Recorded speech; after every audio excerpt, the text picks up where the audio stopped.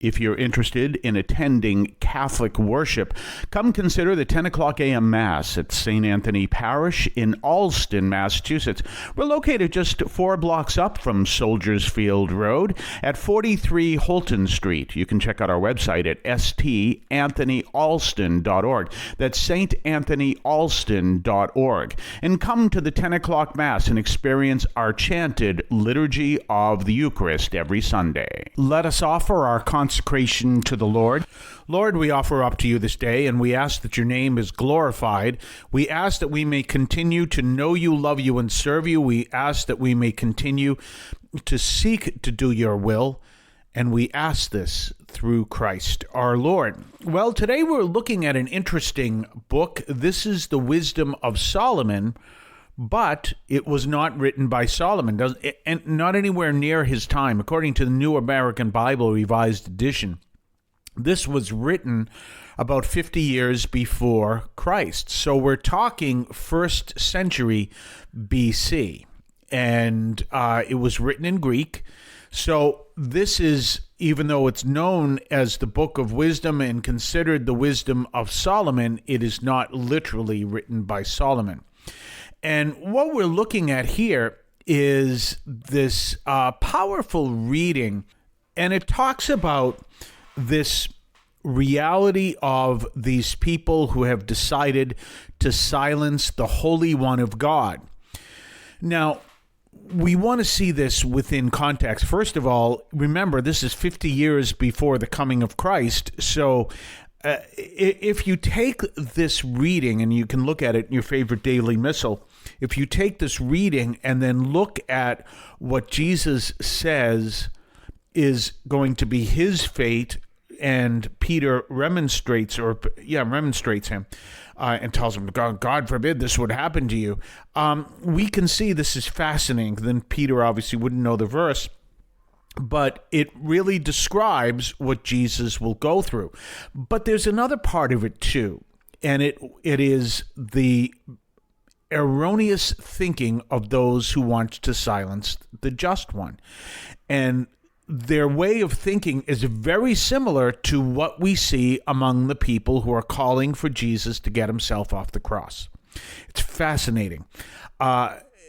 As you may or may not know, and you may see it around this time, there's the movie The Passion of the Christ, and as always like to point out to people either on the air or when I talk to them in the parish, it is not based on the Gospels. It is based on the writings of Blessed Catherine Emmerich, who had these visions that were almost like a TV camera. Obviously, she wouldn't understand that because she lived long before even electricity, but she had these visions of what actually happened at the crucifixion. And so you see that whole story where people are telling Jesus to get down off the cross. If you are the Son of God, get yourself down off the cross. Very similar to the temptation of the devil in the desert. And you can also see that the bad thief on the cross says the same general idea, which is why many people believe that he was possessed by the devil or may have been the devil himself. Either way. And you see that whole concept.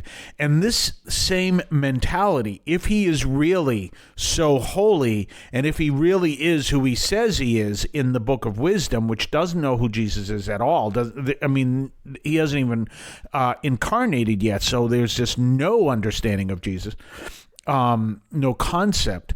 But there is that saying that, if he really is who he says he is, then if we torture him, then he will prove his holiness. And then people will, he'll make a way to show that he is who he truly is. And the interesting thing is saying how their wickedness blinded them. Very powerful line, because what we want to understand and what we're looking at is this is the problem with sin. Sin can blind us. Sin can lead us to walk down the wrong path. Sin can lead us to believe things, and they're twisted things. And sometimes you can talk to someone who you know is lost, and they make statements that make absolute perfect sense to them, but you're going, what they're proposing is absolutely ridiculous. And there it is, that whole concept of losing a sense of their of the wisdom of God. And what's going on today. People are actually talking about, world leaders are actually talking about what a smart idea it is if they use nuclear weapons. That's insanity. That's absolute insanity. That's crazy. And they're obviously not thinking within the wisdom of God. Even if they say they are, disciples, they are good people of faith, they are good Christians, whatever the case may be. No, they're not. Not if they're using nuclear weapons. We're going to talk more about this on the other side of the break. You're listening to the voice of St. Anthony Parish from Allston, Massachusetts, right here on WROL, 950 AM, 100.3 FM. You can also hear us at CatholicAudiomedia.com, ST for StAnthonyAlston.org, and your favorite podcast platform. We'll be right back right after this. You know what we're doing during Lent? We're asking people to pray. You know that we believe in the power of prayer, and we're kindly asking for your support and praying for the success and the prosperity of our programming in 2024. Your prayers are our foundation. If you feel called to make a monetary donation, we'd obviously appreciate that. You can do that at CatholicAudiomedia.com or through StAnthonyAlston.org, or you can also donate through the mail, the U.S. Postal Service at 43 Holton Street, Allston, Massachusetts, 02134. By the way, another way is just come to church here, 10 o'clock a.m. Mass on Sundays. But in any case, we want to work together to build a stronger community through faith and prayer. So we thank you for adding us to your prayer, and we ask the Lord to guide us in this broadcast. So we're talking about this powerful message from the Book of Wisdom. And again, this is from 50 years before Christ incarnated. And so we're seeing these powerful teachings. But again, we're talking about how their wickedness blinded them. And before the break, I told you how people think like that in this whole concept of war. This makes sense. No, it doesn't make sense. It doesn't make any sense. None of it makes sense in the fact that even the idea that someone would build a nuclear bomb saying this is great because we can win a war that way. Well, what are you going to win? There's a great line, which I've always loved, from, I always want to make sure I get the math right. It is the third episode, which is the sixth movie, I believe, yes, of the Star Wars series. And this is the one where you see Darth Vader prior to him being in that Borg-like, that robotic thing that he has to protect himself, that bionic or whatever it was. So in any case, and he's standing there, and there's this just volcanic planet there. And he doesn't realize that what he is seeking to be the king of just really is nothing. And this is one of the problems with what sin can lead us down these crazy paths. Many people can tell you these stories from their own experience of sin. I remember when I quit drinking, I really felt like I had lived for years in a bottle. And when I stopped drinking, it was like, I could look back at that and say, gee, I was practically living in a bottle. I mean, not literally, but my whole life was centered around alcohol. I remember I was drinking when I was in the military, and I quit drinking in the military. But I remember if I was at the enlisted men's club, and there I was getting drunk, if you were a friend of mine and you walked into the club, I'd see you as a wallet. Oh, wow, this is someone I can borrow money from so I can get drunk some more. That's the way I thought. I mean, that's how much my thinking had become so distorted because everything was all about alcohol. And this is exactly what this passage is saying, except the people want to silence the people who were they silenced the man who was this righteous man telling people they were walking down the wrong path, and they didn't want to hear it. Anyone who knows anything about Alcoholics Anonymous, and I am not a member of Alcoholics Anonymous, but I know there is the program and everything else, and I know of it. And one of the things is the fifth step, where you basically make amends.